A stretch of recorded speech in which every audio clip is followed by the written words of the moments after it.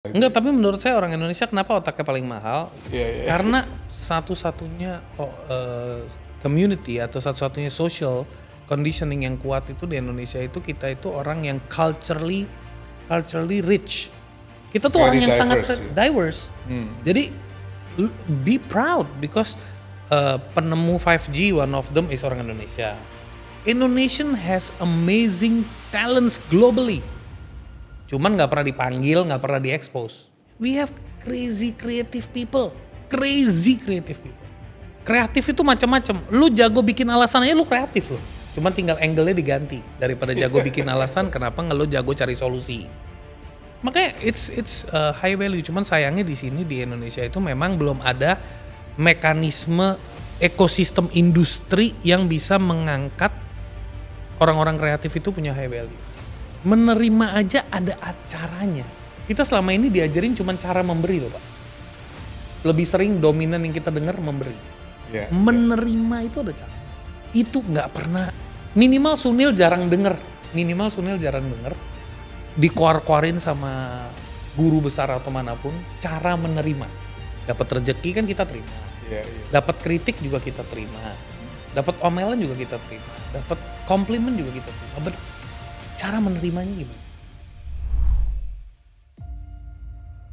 Kue udah ribet, lalu udah gini aja. Ini perkataan yang seringkali kita jumpai di dunia dimanapun kita berada. Jadi ini bukan sekedar kata-kata tapi berupa buku. Jadi Bro Sunil, Anda ini siapa? Kok sampai mengatakan udah gini aja, kue udah ribet? Anda ini siapa?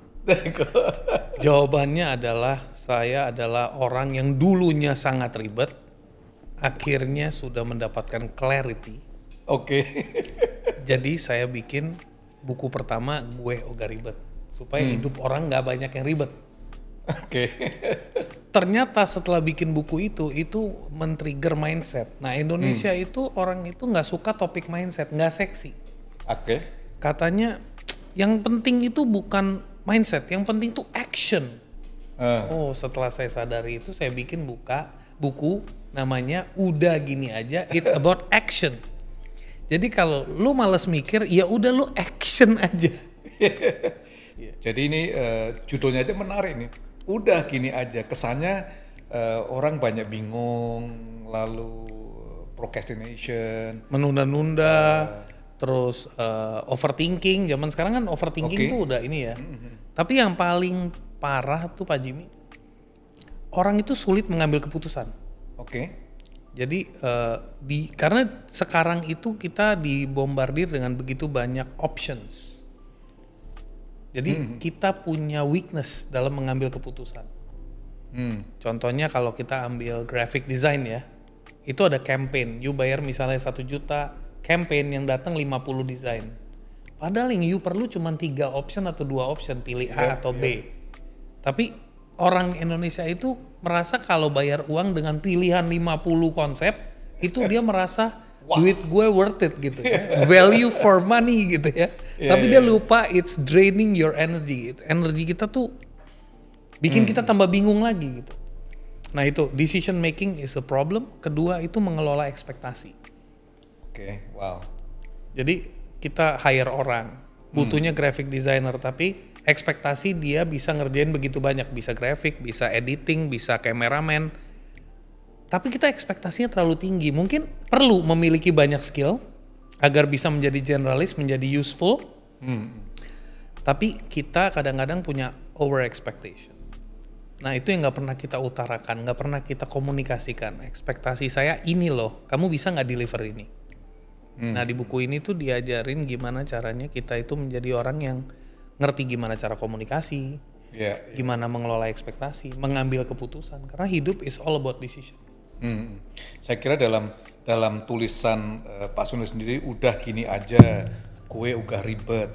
It sound ada satu poin frustrations atau disappointment in life atau changing the haluan hidup. Mungkin bisa sedikit ya? Kalau udah gini aja, asli dari frustration. Keresahan.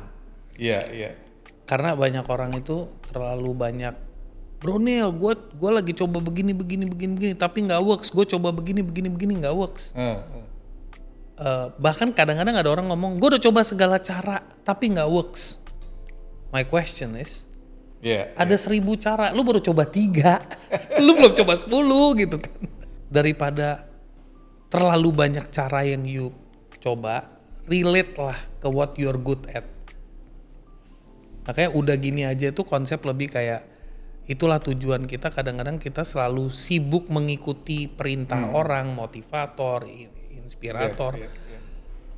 Tapi kita lupa who am I. Dan saya selalu memberikan 5 pertanyaan pamungkas yang bakal ngebantu orang. Gitu ya, biar nggak ribet ya. Ini teman-teman sebelum Bro Neil bicara, ini dikenalnya sebagai mind hacker. Bagaimana otak Anda dihack. Gak cuma komputermu aja, tapi otak gitu ya. Jadi 5 pertanyaan to hack the mind. Yes, very simple Pak. Oke, bisa jelasin nggak?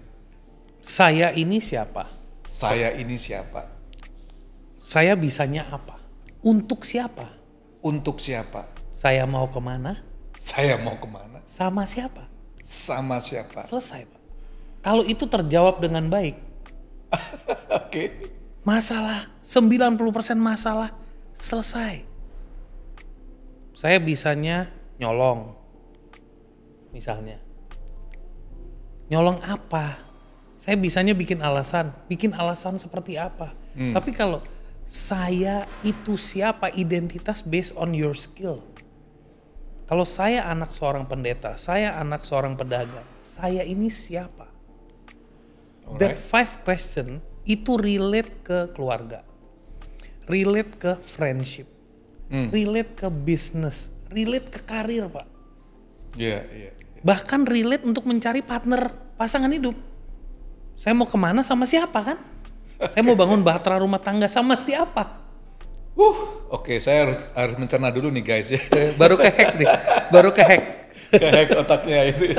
Jadi kenapa kok dari pengalaman Bro Neil sendiri ya, sampai dikenal sebagai seorang mind hacker sendiri? What is the problem with mind? The problem is kita semuanya itu termanipulasi dan terpenjarakan oleh pemikiran kita sendiri. Kita banyak sekali nyangkut dalam hidup kita itu oleh conditioning sosial, termasuk orang tua, teman-teman, mungkin bos. Kalau kita kerja ada bos yang lu mah nggak cocok, lu mah cocoknya ini, itu aja udah labeling, udah mengconditionkan gitu. So I think saya pribadi dulu melewati banyak sekali roller coaster dalam perjuangan mencari kayak what I really want in my life, what I really am in my life, what is my purpose. Purpose itu kan sebuah perjalanan yang kita cari ya. Saya pernah nyampe ke satu titik di mana what am I good at? Karena udah nyoba segalanya. Dari jualan barang dari bawah tanah sampai spare part aircraft.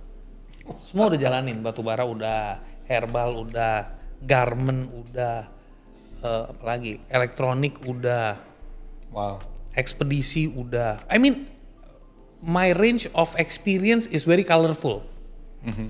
Di situ kan ada 2 ya. Positively, you are very well exposed. Itu good side-nya. So kalau kita mau jadi consultant, business consultant, itu tahu the issues. The negative side is, you are not really good at one thing. You are jack of all, king of none. Nah akhirnya saya masuk ke jalur IT, information technology, dan establish myself in that field. Kepake, begitu masuk ke IT is about tool, creating solution. Nah begitu punya pengalaman di diverse industry ini, akhirnya kita bisa solve the problem. Tapi sebelum memilih jalur IT itu ada confusion. Gue ini siapa? Gue bisanya apa ya? Who can I help? What can I do? Where do I want to go? Who can help me reach there? Siapa yang bisa bantu saya nyampe situ? Jadi even networking aja, sesimpel networking, ikut asosiasi. Pokoknya udah kayak tembak semua gitu. Capein diri selama 5 tahun ikut asosiasi contohnya gitu. Banyak orang ikut organisasi asosiasi. Purpose-nya apa? Karena ada kalimat makin banyak silaturahmi rezeki akan datang. No, I don't believe in that. I believe in giving value. Kita ketemu orang, apa yang kita bisa kasih buat dia. Itu yang akan jadi returning back. Tapi kalau ketemu setiap kali, Pak Jimmy pernah nggak ketemu di sebuah perkumpulan gitu, baru kenalan nih. Oh iya apa kabar, gini-gini. Nanti kita bicara ya apa yang bisa kita kolaborasikan. Pernah nggak ketemu kayak pembicaraan yang singkat terus ujungnya closingnya itu? Banyak ya? But nothing happens seringkali. Exactly. Jadi pertanyaan saya, lu siapa mau kolaborasi sama gue? Lu bisanya apa gitu kan? What is your value? What is your reputation? What is your consistency track record? You know? Now when you start pulling back, kita mulai realize before you judge others, who am I? What is my track record? What is my consistency? Nah, di situ I mulai realize that many people are just like robots. Nah, hari ini kita lagi bilang AI. We are living like AI. Dipencet, lu harus cari network yang banyak biar cuannya banyak. Jalan dia nggak mikir caranya gimana. That's AI, that's ChatGPT. Disuruh apa aja dikerjain. Kita udah kayak begitu. Jadi pengalaman dari Brunel sendiri pada waktu menghack mind itu tadi 5 pertanyaan. Kan? Anda dikenal sebagai membangun sebuah movement big thinker dalam podcastnya itu luar biasa ya. Jadi mana berpikir secara besar, tapi kebanyakan orang kan otaknya susah berubah. Saya sebenarnya tidak percaya dengan merubah orang. Saya percaya dengan menginfluence trigger point yang bisa membawa perubahan. Merubah orang itu bukan di kuasa saya maupun Bapak. Kuasanya di orang itu mau berubah apa enggak. Tapi we are the agent of triggering the change. Menjadi agen-agen triggering the change.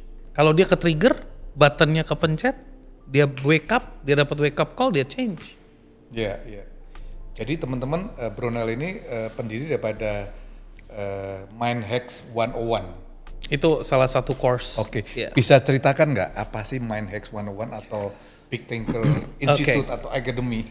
Mind Hack 101 is a course yang saya buat waktu itu back in 2020 ke 2021. Itu tujuannya tes my modul. Sebenarnya waktu itu mau ngetes modul, Pak. Gue bisa nggak ya bikin modul? Gue bisa nggak ya literally kan ada orang ikut course, ikut webinar, dia semangat hari itu, 2 hari kemudian lupa. Setuju ya Pak ya? Pada umumnya begitu. Mau itu offline atau online. Offline paling nahan 2 minggu lah. Jadi saya coba bikin satu modul di mana gimana saya bisa dobrak fear-nya orang, trigger breakthrough-nya orang, dan educate that to get more, you must learn to do 2 things.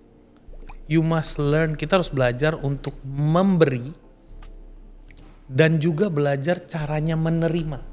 Menerima aja ada acaranya. Kita selama ini diajarin cuma cara memberi loh Pak.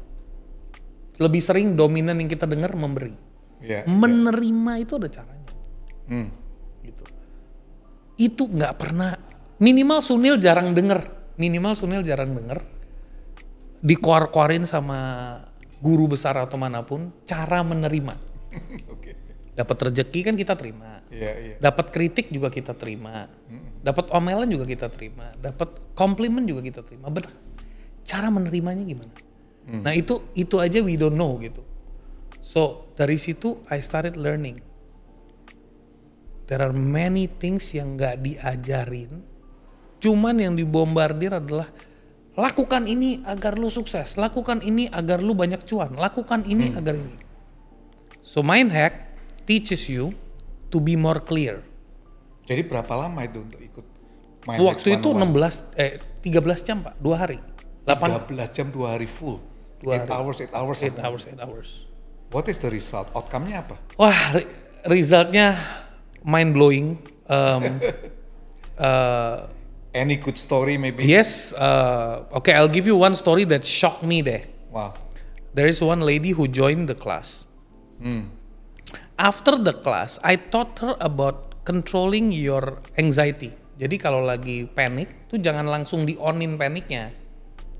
Di calm down. Tapi kan kadang-kadang kalau orang salah mengerti bikin kita deg-degan juga ya. So ini ada satu lady, kalau Anda mendengar semoga Anda mengingat ya. Anaknya kabur bos. Oke. Dari rumah, anaknya masih SMP. Kabur, dia phone. Coach, anak saya kabur. Oke. Saya panik, tapi setelah diajarin coach, saya sekarang udah gak panik. Loh, jangan. Paniknya itu warning, bukan cuek, jangan cuek gitu. Jadi, you rencananya ngapain? Ya saya tunggu aja, saya pokoknya yakin anak saya akan pulang. Loh jangan. Ada protokol 1x24 jam minimal you lapor ke polisi, kalau nggak you kontak teman-temannya dulu dan sebagainya. Kalau if anything happens, it's dangerous. Then she said I did the protokol, maksudnya telepon teman dan sebagainya, but I just follow my gut feeling. Jadi I ajarin you breathe. Whenever you panic, you breathe. Jadi jangan izinin all this panic zone attack you. Tapi kasih ruang to pause and listen to your intuition, because if you connect to God, the most powerful source will protect everything. Including will guide you. Look, telepon ke ini akan dapat intuisinya. So she said I did it. I'm now, dia bilang sekarang saya lagi dalam proses sambil menunggu kehadiran anak saya lagi dalam proses mengevaluasi kenapa itu terjadi. Dia bilang very good. Instead of blaming your child kenapa kabur, you are evaluating kenapa itu terjadi. Very good. 3 hari kemudian no news. I was the one panic. Jadi ini gimana nih kalau kacau gue yang kena nih. It's about responsibility ya. 3 hari kemudian I called. Gimana Bu? Oh anak saya sudah pulang tepat 1x24 jam nih sudah pulang. Dan pas pulang saya hanya senyum. Saya siapkan makanan kesukaan dia. Dan saya tidak tegur dia. Saya jalanin hari-hari biasa. Justru dia yang datang dan minta maaf dan menceritakan alasan kenapa dia pergi. Wow. Itu salah satu. Yang satu lagi saya waktu itu kita lagi ajarin tentang money is energy. Ken Honda bikin buku namanya Happy Money. Okay? So I told them money is energy. Kita sekarang kacau sekali nih. Kita udah pakai digital money, GoPay and everything. You don't touch it, you don't feel it. You'll do transaction QRIS. It's also good, but it's challenging. Kalau dulu, kalau harus ngeluarin duit dari dompet cash, mikir loh. Karena makin tipis kan. Misalnya bawa tebel nih, makin tipis kan. Keluar terus nih gitu kan. Tapi kalau digital you don't see that, Pak. So I told them that tiap kali duit itu keluar, coba biasain keluarin kalimat semoga uang ini menjadi berkat untuk si penerima. Mau beli gorengan kek, mau bayar tukang AC kek. Tiap kali you are doing transaction, trigger it as in may this energy becomes a blessing to the receiver. So ada salah satu student, Coach, tadi saya praktekin, tadi pagi saya kasih orang 200.000, sorenya saya terima payment 1 juta. Gitu. Jadi itu buat saya kebetulan. Saya nggak bisa bilang coaching saya membuat orang dari 200.000 jadi 1 juta. Tapi kalau kita punya belief untuk jalanin hidup dengan norma-norma yang benar dan tidak terbawa dengan consuming too much of social media, too much of konten yang bisa menyesatkan, ya minimal kita bakal jauh lebih stabil Pak. Karena hidup ini yang bikin kacau nih emosional kita. Jadi setelah Mind Hacks 101. Kelanjutannya apa? Kelanjutannya saya jalanin itu sampai 5 batch. Oke. Cuman The same course kan? The same course sampai 5 Setelah batch. orang Habis selesai itu Mind Hacks 101. mereka semua bilang, Pak ada advance course-nya nggak? Saya bilang wait, I am now in the middle of corporate. Jadi saya lagi sambil melakukan itu tuh saya ada challenge, saya bangun ERP engine, Pak. Buat sebuah perusahaan TBK yang bergerak di dunia telekomunikasi atau connectivity. Jadi dia ada ISP, ada distributor pulsa, ada modem untuk travelers. So the operation is huge. It's around 3,000 employees in 30 different district in Indonesia. Jadi I had to build a very very complicated, very very massive system and stable system. Jadi saya habis 5 batch itu saya istirahat dulu. Saya bilang I need to focus on my responsibility first. So you need to be hacks your own mind. Yeah, because I am supposed to develop a system yang bisa bantu banyak employee ini. So I was involved di situ selama 3 years developing that. Habis 3 tahun, I bilang, oh now I am enak lihat server melulu ya. Then I decided dulu sempat jalanin kayak IG live, iseng-iseng, bincang bareng Bro Neil dulu, pas zaman pandemi ya. Yeah. Terus habis itu I bilang let me try to make a podcast. Sebenarnya podcast Big Thinkers tuh awal mulanya simpelnya adalah ini adalah jembatan untuk gue reconnect sama teman-teman lama gue. Dulu gue suka ngopi, sekarang I'm tired of going out. Let me just invite people and talk and reconnect and have a 1 hour 2 hours quality deep talk. Tapi along the way I pikir this is amazing. If this can create impact, this is amazing. So dari situ personally membuat Big Thinker podcast. Yeah. Jadi visi misinya apa ya? Pertama, saya pengen bangun podcast yang konsentrasinya memang ke konten yang memang proven. Jadi saya mengundang entrepreneurs yang memang really proven they are succeeding, proven they were failing. Because we need to learn from both angles. Yep. Why people fail, why people succeed. Dan yang konkret, itu satu. Kedua, saya merasa di Indonesia belum ada podcast yang hostnya Bombay. Jadi itu unique value proposition. Ketiga, selain podcast sebenarnya ini it's a media company. Jadi it's a new ecosystem. Waktu saya develop ini bukan hanya Big Thinker saja, di belakangnya ada digital agency dan juga kita punya partnering sama TikTok. Jadi kita juga ada ekosistem untuk managing the shop, hosting live shop, live selling, dan also affiliate marketing. Ya, it's a connected concept. So dari pengalaman perusahaan sendiri ya, what is the urgency dari setiap individu supaya mereka bisa open their minds? Selain 5 pertanyaan tadi very crucial untuk di hacks ya, tapi untuk the journey sendiri apa sih yang pengalaman yang didapatkan? The urgency for every individual is to be sabar. The world is going too fast. You need to slow down. Kedua, the urgency is you need to be bersyukur ya, syukur. Dan ketiga, you need to strike at the right time. Jadi slow down, sabar, syukur, and strike. Karena sekarang udah bukan momennya attack, strike. You're wasting your energy. So Bruce ini sebagai seorang believer yang mengatakan bahwa setiap mind bisa dihack lah ya? Ya, every person is hackable. Hackable ya? Yeah. And then setelah dihackable, mereka memiliki big thinkers. Yeah, they can learn to think big. Start small, think big. What is the biggest challenge dengan mind hacking maupun big thinkers? Kita hidup di society Indonesia ini, orang-orang kita kan gak usah mikir yang gede-gede lah. Sebenarnya saya nggak bilang bikin roket yang bisa ke Mars, enggak sih. Pikir gede itu gini, kalau lu selama ini cuman punya omset atau income capacity lu 10 juta, ya lu coba berpikir gimana caranya 100 juta. Nggak usah langsung 10T, nggak usah, kejauhan. Yeah. Tapi bisa nggak 10x dari apa yang you punya? Bisa nggak 20x dari apa yang you punya? Itu kan melatih kita untuk punya pemikiran. Tujuannya apa? Tujuannya kalau kita ngomongin jangankan 0,1% populasi Indonesia kalau sudah bisa berpikir besar.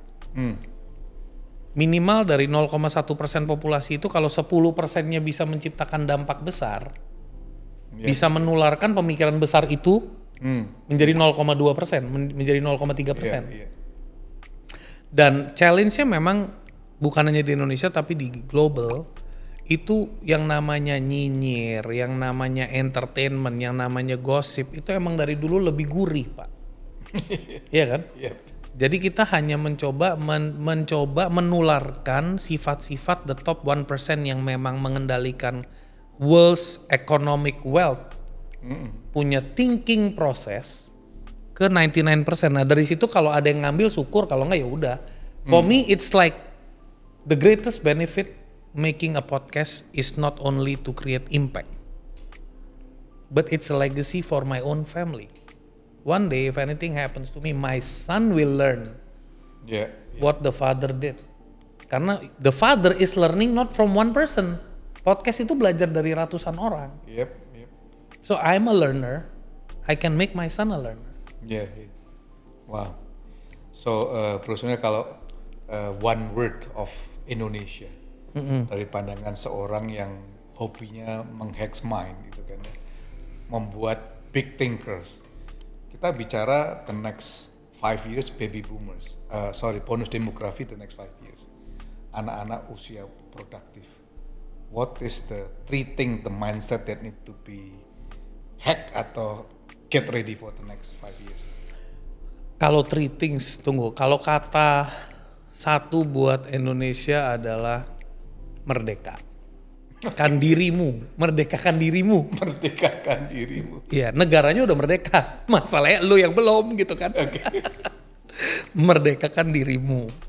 Tapi kalau 3 things, ya menurut saya 3 things yang perlu terus dikuatkan adalah sisi kreatif kita, sisi konsisten kita, dan kompetensi. So di tengah-tengah tantangan itu kreativitas, konsisten dan kompetensi. Di dalam perjalanan lot of a challenge yang sebenarnya kita hadapi lately dengan Gen Z yang banyak kena layoff, mungkin kurang 3 hal inilah ya. Iya, kreatif itu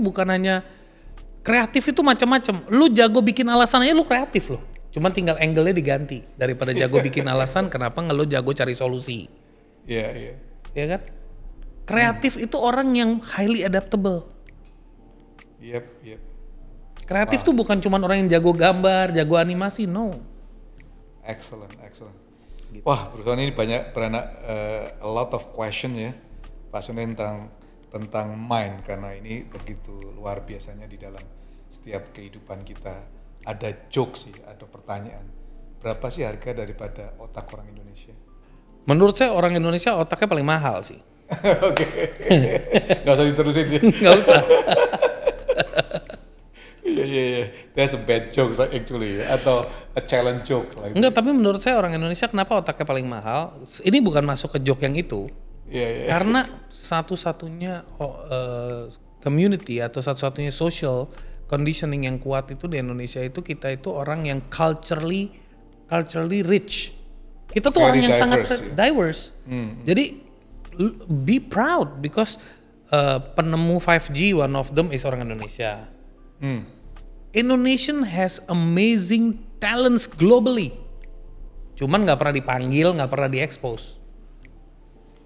Yep. We have crazy creative people. Makanya it's high value. Cuman sayangnya di sini di Indonesia itu memang belum ada mekanisme ekosistem industri yang bisa mengangkat orang-orang kreatif itu punya high value. That's it. Luar biasa. So guys, make sure Anda your mind to be hack atau untuk diproses 5 pertanyaan tadi. Get the book, udah gini aja.